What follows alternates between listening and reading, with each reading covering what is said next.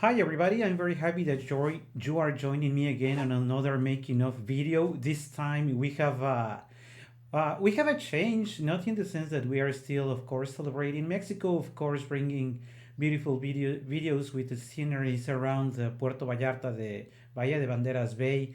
Not a change in that, but a change, let's say, a change in the mood. And we are talking this time about the change in the mood because you know that in the past we have brought several songs that are very romantic, full of passion, sometimes full of pain, full of anger, of disappointment, and all those emotions that love brings brings as part of it for humans. And with that in mind, and again, when I realized that I hadn't included this song in the collection, I told myself that this could have not been possible. And we are talking about to start giving you details, enough words for the intro, to start giving you details on the song. This time we are presenting a song that is known with three different names. If you have already read the description in the actual postcard, you can read the three names of the song. One of them is El Zapateado, El Zapateado de la Tempranica, which means, I don't think I know a word for zapateado, but it makes reference to, when you're wearing your shoes and you have your heels and you frap you touch in the on the floor very hardly, very rhythmically, like well, there are several rhythms, but that's pretty much what I want to exemplify. That's what a zapateado means. It is also now known as la tarántula un bicho muy malo.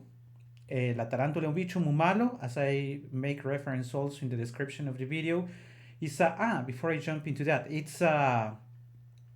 the song is written with words in a variation of non-standard Spanish. That is very important because besides being, as you will see, very difficult in the words itself, it also has a variations of the Spanish. So our mind, or at least the mind of us who are the native Spanish speakers, not Spanish from Spain, but Spanish at the end, when finding these words that are a variation makes our life more complicated. So the first name is El Zapateado de la Tempranica. La Tempranica is the zarzuela that this romance is part of.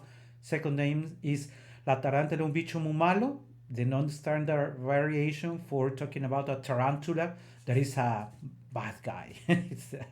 Because bicho is a word that we use in Spanish and that, by the way, is very fun. But when we talk about a bicho, we refer about a thousand things. We refer to worms, to insects with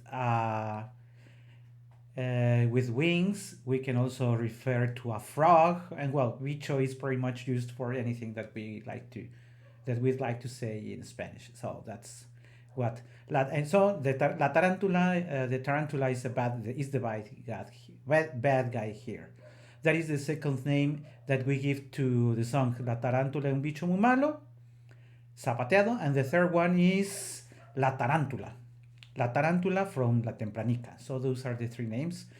And as I was also mentioning you there, if you're familiar with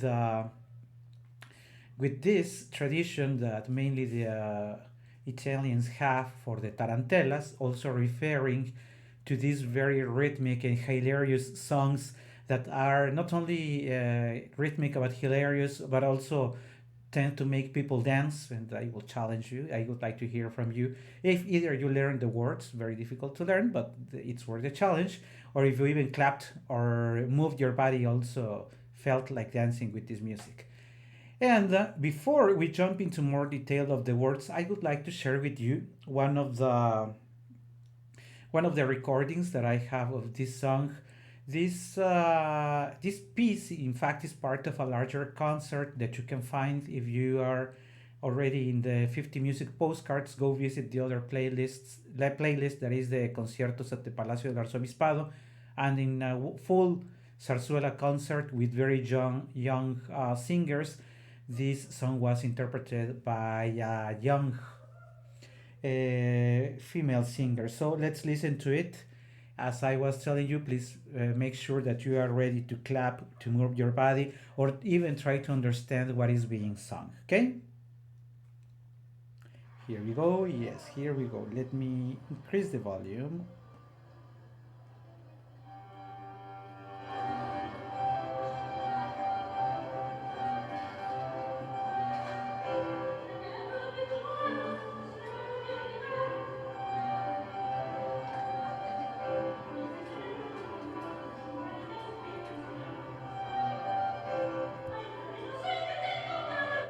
And I was thinking that maybe to help you a little with it, I was telling you that I would share the lyrics later, but no, I think I'm going to share it now. Because besides being a live recording, there are also, if you're familiar with the actual impostation of singing for opera, the impostation that mainly in the female voices make very difficult to understand it. The diction for the female voices is always a challenge. So, non standard Spanish, very fast, and a female voice is the perfect formula for not understanding anything. So, I will play it from the beginning and I will highlight on the screen the actual words that she's singing. It's a very short song, but very nice. So, those are the clappings of the as the singer enters the stage, and we are about to start with the piano there.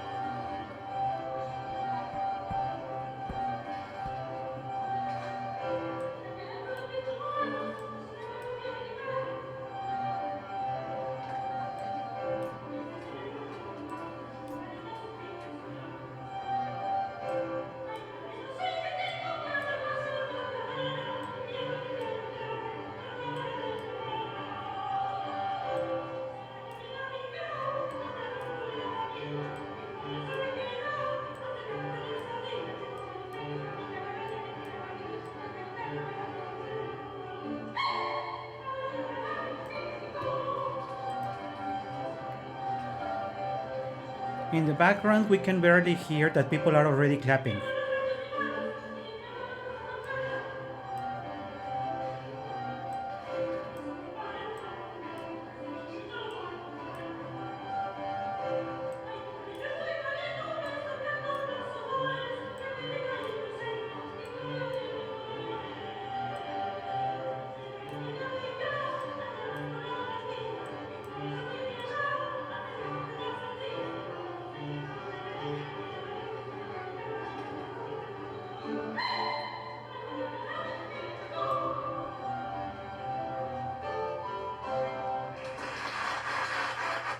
And that's it. Very short song, very rhythmic, and very nice to hear. As you noticed, and we can, I was just putting the tablet away, sorry for that. And now it's time to jump into more detail. Um, First thing, this is usually sung by female voices and mainly mezzos, even though it is written and the score that I have is part of the collection for sopranos. The truth is that mostly the mezzos are the ones who are singing it because it has no challenge in the notes. In fact, the whole tessitura is more comfortable for a mezzo. Sometimes the sopranos sing it. Excuse me, sopranos, if you're listening to it, but it makes even more difficult to understand anything because the diction for a soprano in this range of the voice makes it very difficult to understand. You heard the rhythm. And so it is usually sung by female voices, but guess what? It is in fact written for a male character in the zarzuela. It is a he that it is written for. But it is tradition, as it's been tradition in the opera, that we have these roles that we usually call travestitos, making reference that it is a man, but in fact it is played by a woman. Take Un ballo in maschera from Verdi as an example, or take the very famous Cherubino from Mozart. Those are two examples of these roles that are travestitos. They are usually males, but actually sung by female voices, and that is the same case for the zarzuela.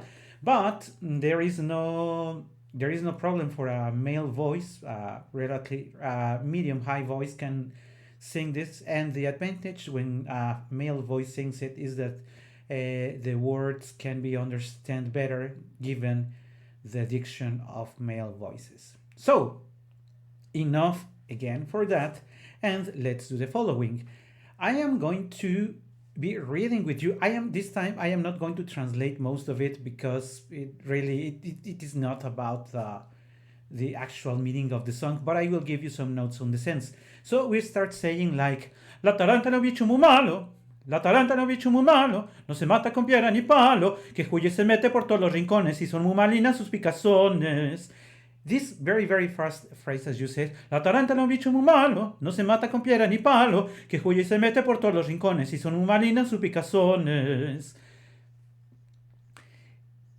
When I was working on this song, I told myself that the first challenge was to uh, be able to read everything or singing it without actually messing with this tongue twister.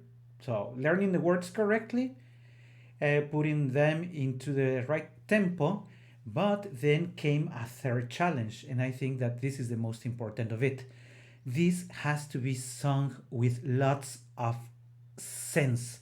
There needs to be a clear intention on each of the phrases that we are singing.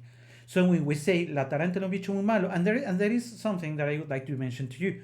Sometimes the directors of zarzuela do not like to hire opera singers because opera singers, I'm not sure if that's the right expression in English, but the opera singers are too square. I mean, impostation is impostation, sound has to be clear, perfect, and everything that we say that we like in opera. But in the zarzuela, the interpretation, the actual performance of the actor is way more important many times than the actual intonation or clarity of the voice. And this is the case for this song. Because this is a funny character and needs to transmit in less than 2 minutes the full intention of the song. So when you say La tarantela un bicho muy malo, it has to be like a declaration. And in fact, the character is in front of a bunch of men telling them this story and says, La tarantela un bicho muy malo, no se mata con piedra ni palo. So it makes reference that you cannot kill it either with a stone or with a stick, which is it has no deep meaning on that. But it is characterizing the tarantula, que huye se mete por todos los rincones y son humalinas su picazones. So the character finishes characterizing the tarantula, but it is also very important to mention, again, going back to how you want to convey that fun story that you are telling. You say, La tarantela es un bicho muy malo, no se mata con piedra ni palo, que huye y se mete por todos los rincones y son muy malinas sus picazones. But if you sing it in perfect impostation for the operatic singing, as you may hear from very, very famous mezzos, you notice that most of this color and intention is not there because everything is put and emphasizing on the right properties of the well imposted voice, and we tend to sacrifice the text. And for this zarzuela piece, it has to be the other way around. You need to sacrifice part of the imposition of your voice in order to transmit the most, to convey the most of the meaning of this song. So it is, from my perspective, it is very acceptable to even have some imperfections in the voice in order to convey La tarantela es un bicho muy malo, no se mata con piedra ni palo, que huye y se mete por todos los rincones y son muy malinas sus picazones. If you keep it, picazones, very well imposted, it even sounds fake. So, y son muy malinas sus picazones. Ay, mare, no sé qué tengo que halle pase por la era. And here there comes a very important note. Not only you have to follow the rhythm, following the score, but that's exactly where you have to put intention. Because if you sing it to perfect rhythm, you say, Ay, mare, no sé qué tengo que halle pase por la era y a principito entrarme, herma de la temblaera. But if you allow your voice to do what you are expected to do, look at how I am emphasizing the beginning of each of these. I also forgot how we say that in English. This is part of the score. I will remember a little later. But notice how I am making the remarks. Ay, mare, no sé qué tengo que halle pase por la era y a principito entrarme, hermana de la temblaera. You notice how, ay, mare, no sé qué tengo que halle pase por la era, which makes a lot more sense when you take it from the beginning. La tarántula es un bicho muy malo, no se mata con piedra ni palo, que huye y se mete por todos los rincones y son un malina su picazones. Ay, mare, no sé qué tengo que halle pase por la era y a principito entrarme, hermana de la temblaera. Because there, the character is telling the rest of the people, as if he was recalling a story that he told his mother, because says ay mare, which means oh my mother, I really don't know what's going around in me. Yesterday I walked through, they call it la era, through a place, and now I feel like I am trembling, right? That's what means hermana de la temblaera in this non-standard version of Spanish. ¿Será que a mí me ha picado la tarántula dañina y estoy tuitico enfermado? Here, that's where he mentions for the first time the tarantula, in the consequences that it has had his sting on him. So he says, ¿será que a mí me ha picado? And we go again to what I was sharing with you a little earlier. ¿Será que a mí me ha picado la tarántula dañina y estoy títico enfermado por su sangre tan endina? Look at how working with the voice in this to make it even more rhythmic, as opposed to y estoy títico enfermado por su sangre tan endina. So when you allow your voice to have those small explosions of volume and rhythm, now it sounds very nice when you take it from the beginning, and I am going to take it until before Mardita la araña. La tarántula es un bicho muy malo, no se mata con piedra ni palo, que huye y se mete por todos los rincones y son muy malinas sus picazones. Ay, mare, no sé qué tengo que halle pase por la era y a principito entrarme, hermana la temblaera. ¿Será que a mí me ha picado la tarántula dañina y estoy totico enfermado por su sangre tan endina? And here's where comes the challenge with the faster tongue twister. I'm going to make it a little slow. Te coman los mengues, mardita la araña que tiene la barriga, pinta una guitarra, bailando se cura tan hondo dolor. Ay, malaya la araña que a mí me picó. Let me work on that, and I will share you a little detail with the ay. So, y estoy tico enfermado por su sangre tan endina. Te coman los mengues, mardita la araña que tiene la barriga, pinta una guitarra, bailando se cura tan hondo dolor. Ay, malaya la araña que a mí me picó. Look at how we can also emphasize, instead of, it is challenging, and if you noticed, and I'm going to maybe play it a little again, the version from the concert that I attended.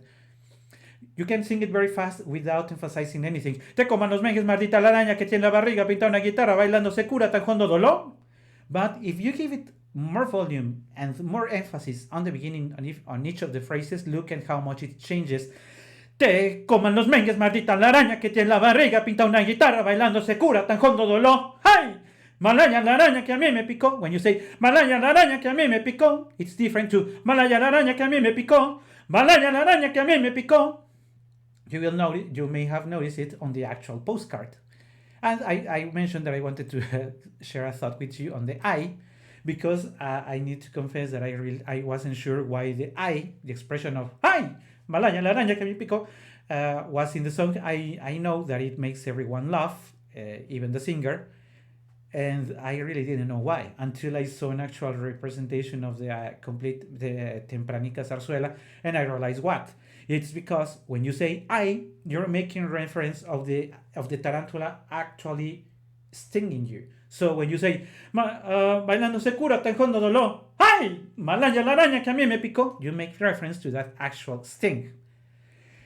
And it goes, the whole song goes very much like that. No le temo a los rayos ni balas, ni le temo otra cosa más mala, que me hizo mi padre más guapo que el gallo, pero ese bichito lo parta un rayo. Pero ese bichito lo parta un rayo. And the way I liked it is to make a very special tone of voice when say, a ese bichito lo parta un rayo, like, hey, you're going to pay for what you did, tarantula. And then when you go to ay mare, yo estoy malito, I also put that emphasis on ay mare, yo estoy malito, because you are supposed to be telling this story to your mother, telling you that you are, oh my God, you're feeling sick, everything is going so wrong because of that tarantula that stung me. So you say, oh my God, my mother, I'm getting sick. You say, ay mare, yo estoy malito, me está entrando unos sudores que me han dejadito seco y comido de picores. ¿Será que a mí me ha picado la tarántula dañina? Por eso me he quedado más delgado que una sardina. Te coman los mengues, maldita la araña que tiene en la barriga, pinta una guitarra, bailando se cura tan hondo dolor. ¡Ay! Malaya la araña que a mí me picó. So if you notice, it is a very hilarious song to sing. If you don't mind, let me. Oh, I'm going for my tablet again. Sorry. That you could let me see if I can block it very quickly because I think that we would like to play it from the beginning and maybe. By the way, La Raza commits a mistake in the actual lyrics. It is very common when we have to sing a complicated lyrics. We usually do something wrong. That's the case for her. But you know, it's a very hard song to sing, so I think we can work. We can, or we need not to make more reference to that. Okay.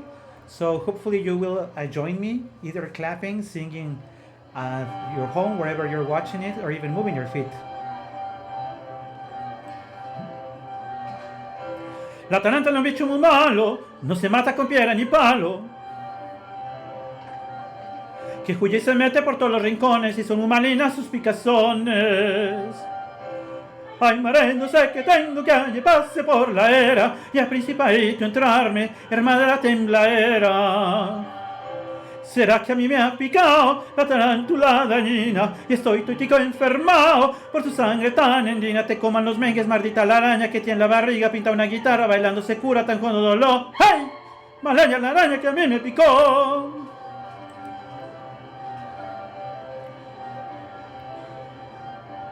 No le temo a los rayos ni balas, ni le temo otra cosa más mala. Que me hizo mi padre más guapo que el gallo, pero ese bichito lo parta un rayo. Ay, mare, yo estoy malito, me está entrando unos sudores que me han dejadito seco y comido de picores. ¿Será que a mí me ha picado la tarántula dañina y por eso me he quedado más delgado que una sardina? Te coman los mengues, maldita la araña que tiene en la barriga, pinta una guitarra, bailando se cura tan hondo dolor. ¡Ay! Malaya la araña que a mí me picó.